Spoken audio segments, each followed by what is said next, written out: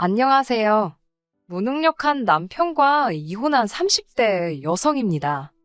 남편과 저는 모임에서 만났습니다.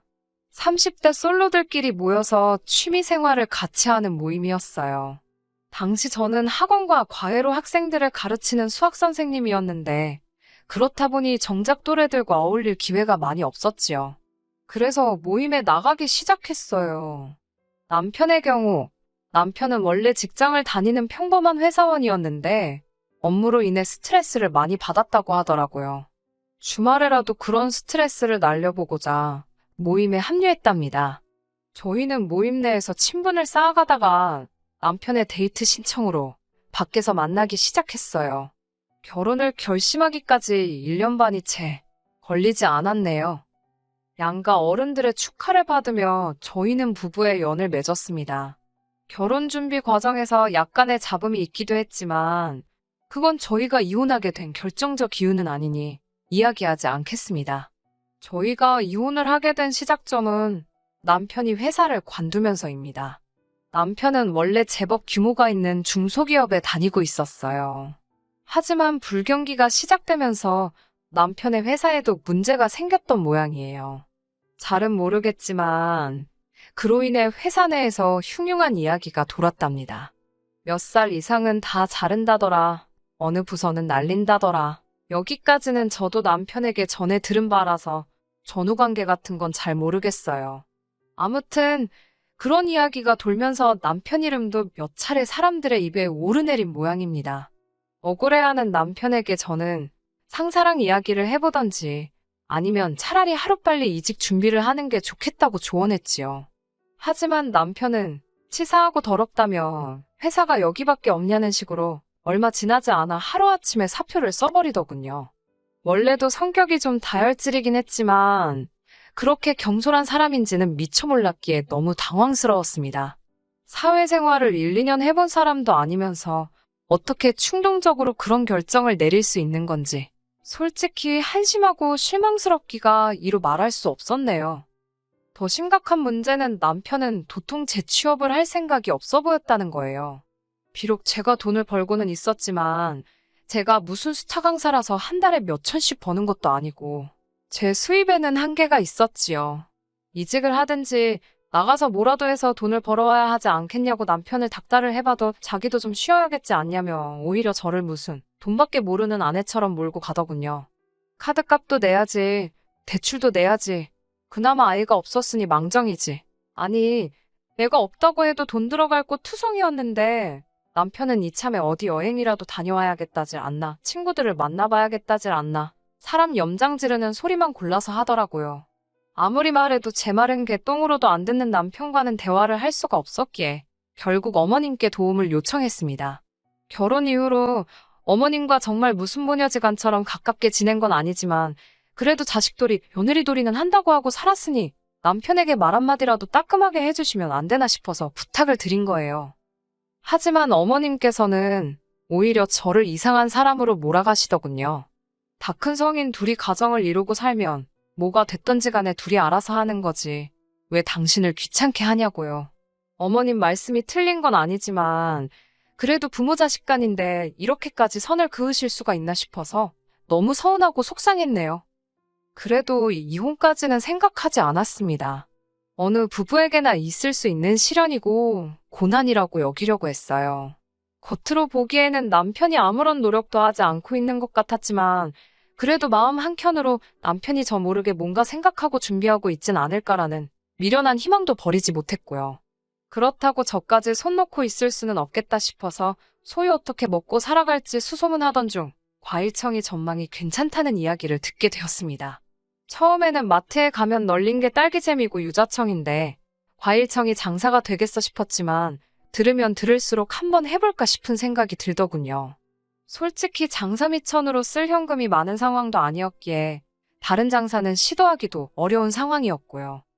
그렇게 종목을 정하고 발품을 팔기 시작했습니다.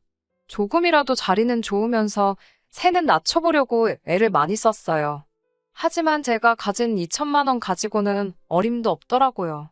돈 이야기가 나와서 말인데 저희는 신혼 때부터 반반 생활비를 내고 있었고 나머지 벌이에 대해서는 서로 간섭하지 않고 있었습니다. 사실 처음부터 이러려던 건 아니었어요. 원래는 남편이 벌어온 월급을 전부 저에게 맡기고 제가 관리를 하려고 했지요.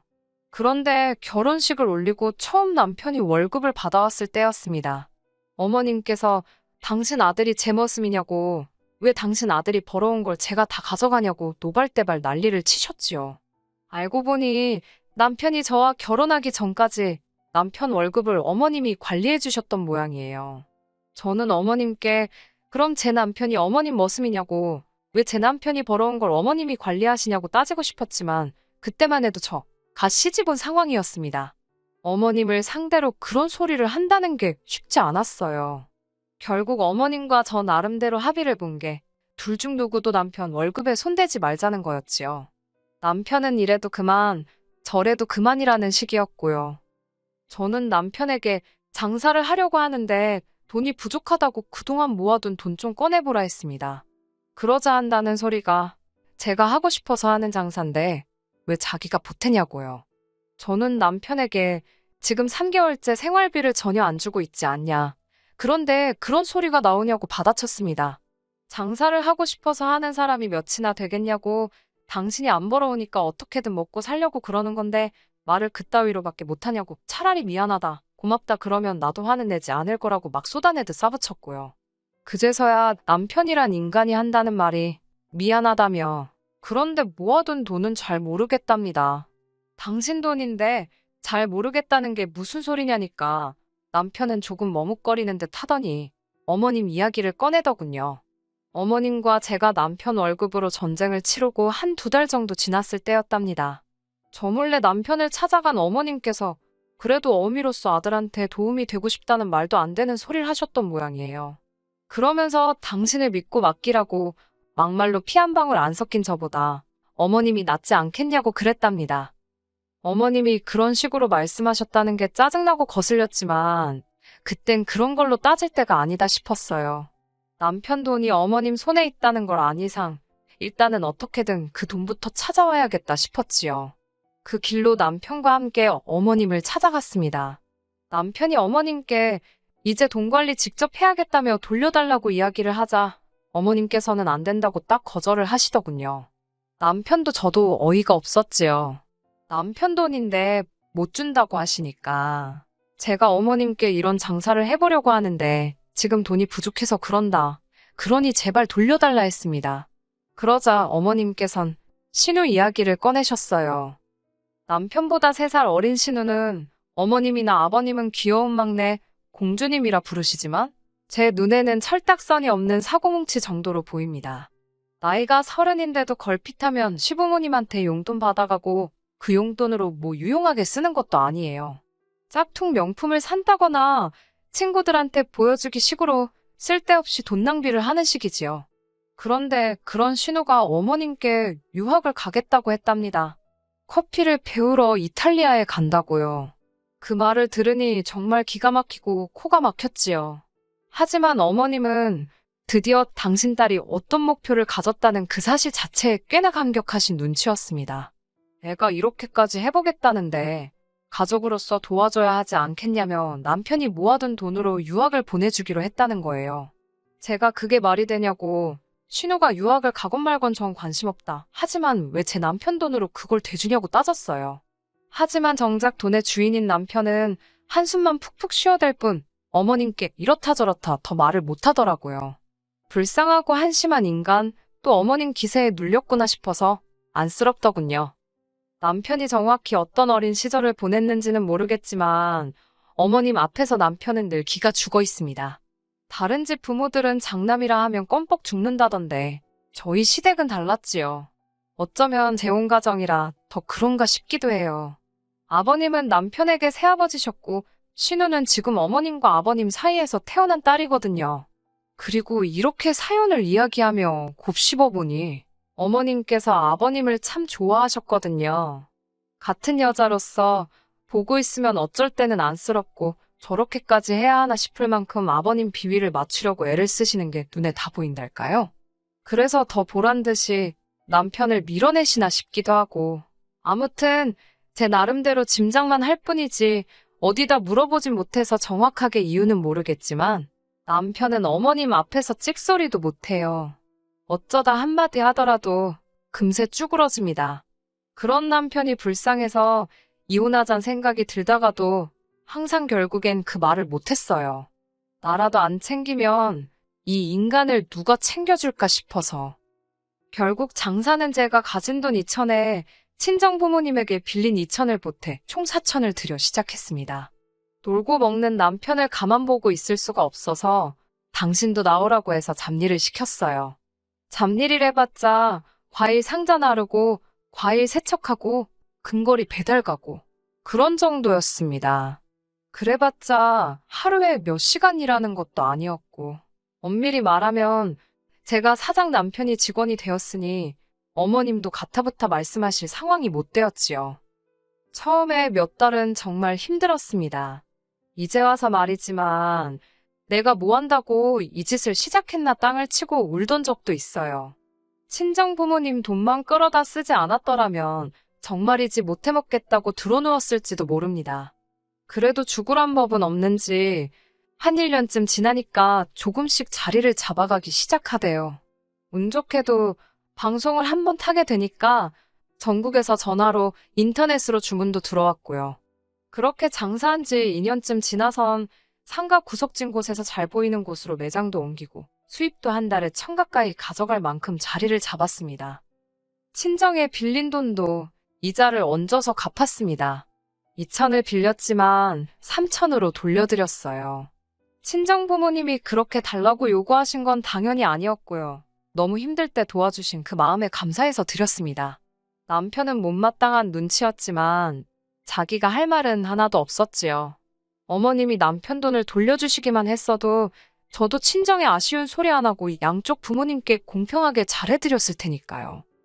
아, 그리고 저희가 그렇게 자리를 잡아가는 동안 신우 이야기는 진짜 할 때마다 열불이 납니다. 커피를 배운답시고 유학 간 신우는 6개월 만에 한국에 돌아왔어요. 돌아온 이유는 한심하기 짝이 없었습니다. 거기서 어떤 유학생 남자랑 연애를 시작했는데 그 남자가 한국에 들어온다고 하니까 자기도 따라 들어오대요. 결혼을 약속한 사이도 아니었고 뭣도 아니었는데 신우 혼자 오바를 한 거였고요. 아니나 다를까 얼마 안 가서 헤어졌고 그런 와중에 까먹은 돈이 얼만지 이후로 쇼핑몰 한다고 까불다가 돈 까먹고 공무원 준비한다 까먹고 저희가 과일청으로 자리 잡는 2년 남짓한 시간 동안 신우는 지 오빠가 그러니까 저희 남편이 벌어온 돈 야무지게 다 까먹었더라고요. 하긴 신우 욕할 게 아니지요. 철딱선이 없는 딸이 해달라는 대로 해주신 시부모님이 문제고 천치마냥 지 돈 달라고 고집 못 피운 남편이 문제였지요 뭐. 하루는 어머님께서 이야기를 좀 하자시더니 저더러 신우 걱정이 안 되냐입니다. 어머님 아버님 다 살아계시고 오빠인 남편도 있는데 제가 못하러 신우 걱정을 하겠어요? 하지만 차마 그렇게 대꾸할 수는 없으니 무슨 일 있냐고 여쭈어 봤습니다. 그러자 어머님께선 네 신우도 시집가고 하려면 뭐 돈이라도 얼마 있어야 하지 않겠냐고 그러시더군요. 역시 돈 이야기 때문에 부르셨구나 싶어서 하마터면 웃음이 다 나올 뻔했습니다. 사실 어머님이 보자고 부르실 때부터 돈 이야기 하시려는 게 아닌가 싶어서 나름 마음의 준비를 하고 나온 상황이었거든요. 저는 준비한 대로 저희도 돈 없다는 거 아시지 않냐고 딱 잡아댔습니다. 하지만 어머님께선 장사 잘 되는 거 다 아는데 뭘 내숭을 떠냐며 저더러 그러지 말고 돈 좀 달라고 다시 한번 이야기하시더군요. 강압적인 어머님의 태도에 저라고 긴장을 안 한 건 아니지만 휘둘리지 말아야겠다고 단단히 마음을 먹고 말씀드렸어요. 저희가 처음 장사하려고 할 때 생돈을 달라 한 것도 아니고 남편이 벌어온 돈만 돌려달라고 했는데도 안 주시지 않았냐. 그리고 그 돈으로 신우 뒷바라지 하셨지 않냐. 그래놓고 또 우리한테 신우 뒷바라지를 부탁하시는 거냐고 정말 너무하신다고요. 신우 뒷바라지건 어머님 아버님 생활비건 저희는 당장 도와드릴 능력도 안 되고 돈도 없다고. 그러니 저희한테 이런 걸로 부담 주지 마시라 했습니다. 제 강경한 반응에 도저히 안 되겠다 싶으셨는지 어머님께선 그럼 신우를 데려다 일을 시키라셨습니다.